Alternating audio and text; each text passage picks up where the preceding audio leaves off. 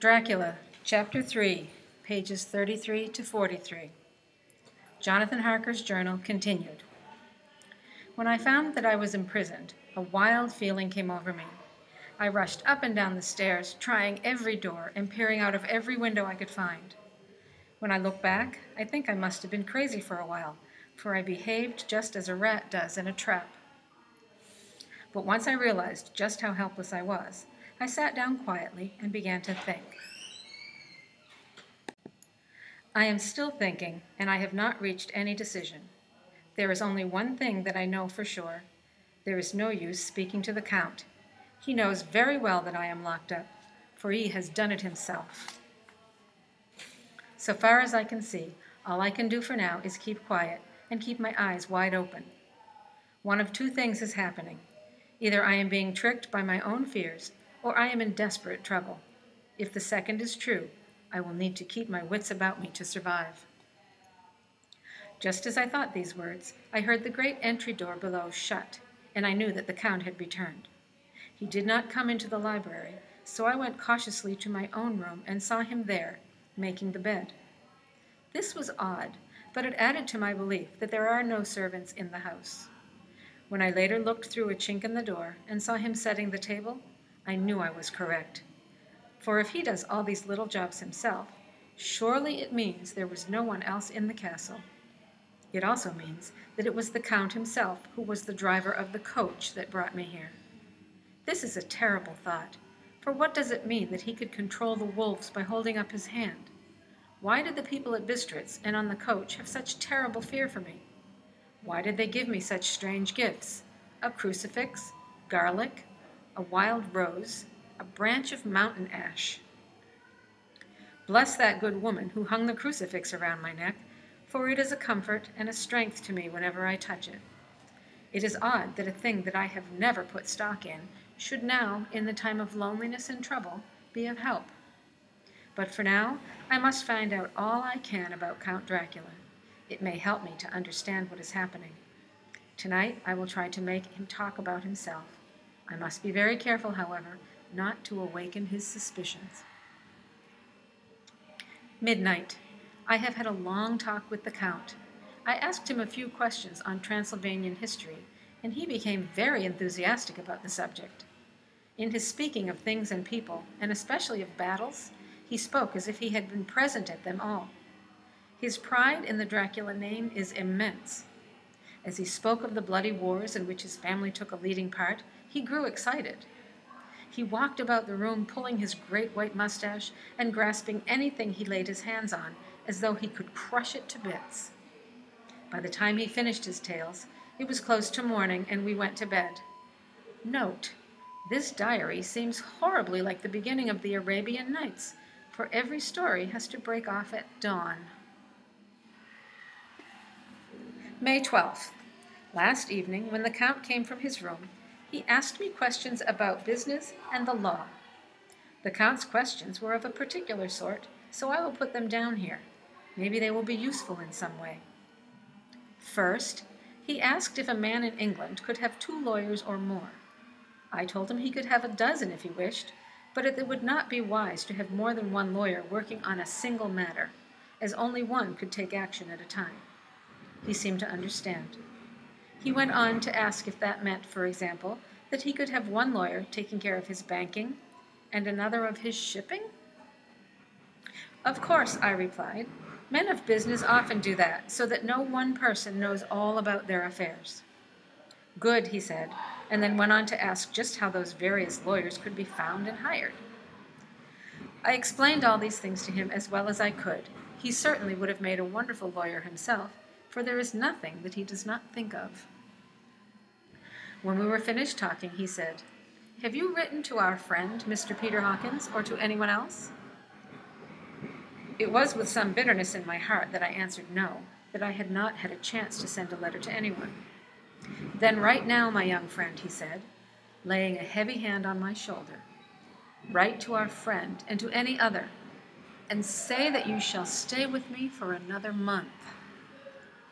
"Do you wish me to stay so long?" I asked, for my heart grew cold at the thought. "I desire it very much. In fact, I will take no refusal. When your master, employer, whatever you call him, arranged for someone to come here, it was understood that he would stay as long as I needed. What could I do but accept? It was clear from the look in Count Dracula's eyes that I had no choice in the matter. The Count continued, "And please, my good young friend, do not write of anything other than business in your letters. I'm sure it will please your friends to know that you are well, and that you look forward to getting home to them. Is this not so?" As he spoke, he handed me 3 sheets of notepaper and 3 envelopes. Looking at them, then at him, I noticed his quiet smile with the sharp canine teeth lying over the red lower lip. I understood very well what he was saying. I should be careful what I wrote, for he would read it. So I decided to write as he asked now, but to find some way to write to Mr. Hawkins in secret. I would write to Mina as well, and I would write in shorthand, which the Count might be unable to read. When I had written my 2 letters, I sat quietly, reading a book, while the Count wrote several notes of his own. He then left the room to put away his writing materials. As quickly as I could, I leaned over to look at his letters. They were addressed to bankers and lawyers in England, in Budapest, and in the Bulgarian city of Varna. When I saw the door handle move, I sank back in my seat, quickly picking up my book before the Count entered the room. He took up the letters on the table, stamped them carefully, and said, "I hope you will forgive me if I work in private this evening. You will, I hope, find everything you need." At the door he turned, and after a moment's pause said, "Let me give you some advice, my dear young friend.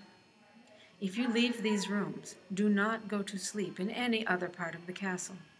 It is old, and there are bad dreams for those who sleep unwisely. Be warned. If you should find yourself falling asleep, then hurry to your own room, or here to the library. In either place you will be safe. But if you do not do this, then—" He finished his speech in a gruesome way, for he motioned with his hands as if he were washing them. When he left me, I went to my room. After a little while, not hearing any sound, I came out and went up to the stone stair to where I could look out toward the south. This strange night existence is beginning to wear me out and make me horribly nervous. I jump at my own shadow, and my imagination runs wild. I stood looking out at the beautiful view, bathed in soft yellow moonlight, till it was almost as light as day. The beauty seemed to cheer me and to give me some peace and comfort. As I leaned from the window, my eye was caught by something moving below me. The movement was a little to my left, about where I imagined the Count's window to be. I drew back behind the great stone frame around the window I stood in and looked carefully out. What I saw was the Count's head coming out from the window. I did not see the face, but I knew the man by the neck and the movements of his back and arms. At first I was interested by the sight. You must understand, it takes very little to interest a man when he is a prisoner. But my feelings changed to terror at what I observed next. The whole man slowly emerged from the window and began to crawl down the castle wall. He was moving face down, with his cloak spreading out around him like great wings. At first I could not believe my eyes. I thought it was some trick of the moonlight, some weird effect of shadow. But I kept looking, and it was no trick. The Count's fingers and toes grasped the corners of the stones. He moved downward quickly, just as a lizard moving along the wall. What kind of man is this, or what kind of creature that appears to be a man? My dread of this horrible place is overpowering me. I am in awful fear, and there is no escape for me. May 15th. Once more I have seen the Count go out in his lizard fashion. He moved downwards about 100 feet and a good deal to the left, then vanished into some hole or window. I knew he had left the castle now, and I decided to explore more than I had dared to before. Taking a lamp with me, I tried the nearest doors. They were all locked, as I had expected. I went down the stone stairs to the hall where I had entered the night I arrived. That great exit door, too, was locked tight. The keys to all the doors must be in the Count's room. I must wait and watch until he leaves his room open. Then I will get the keys and escape. I went on to search the other stairs and passages. One or two small rooms near the hall were unlocked, but there was nothing to see in them except old furniture dusty with age. At last, however, I found one door at the top of the stairway which gave a little when I pushed at it. I realized that it was not really locked. It was just that the hinges had sagged a little, so that the heavy door rested on the floor. I knew I might not have this chance again, so I pushed against the door as hard as I could and entered the room. I was now in a wing of the castle, a story below the one I knew. I guessed that this had once been an area where ladies lived, for the furniture was more feminine and comfortable than any I had seen. The windows had no curtains, and the yellow moonlight flooded in through the diamond panes of glass. As frightened as I was, the room had a comforting effect upon me. It was a relief to be away from the rooms where I had spent so much time with the Count, and so here I am, writing as a little oak table, where in old times some fair lady may have sat to write a love letter. Later, the morning of May 16th. God, save my sanity, for this is all I can hope for. While I live here, there is only one thing to hope for, that I may not go mad.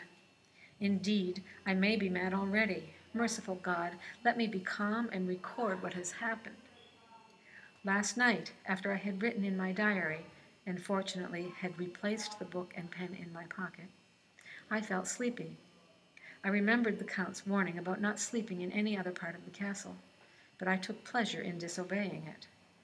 The soft moonlight soothed me, and the wide open views from the windows gave me a sense of freedom. I decided not to return to my gloom-haunted room. Instead, I would sleep here, where in olden times ladies had sat and sung and lived sweet lives. I pulled a great couch out of its place near the corner, so that I could lie looking at the lovely view. I suppose I must have fallen asleep. I hope so, but I fear that what happened next was not a dream, but all too real.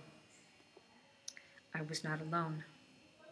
The room was the same, unchanged in any way since I came into it. In the bright moonlight, I could see my own footsteps in the dust along the floor. But opposite me were 3 young women, dressed like wealthy ladies. I thought that I must be dreaming when I saw them, for they threw no shadows on the floor. They came close, looking at me and whispering together.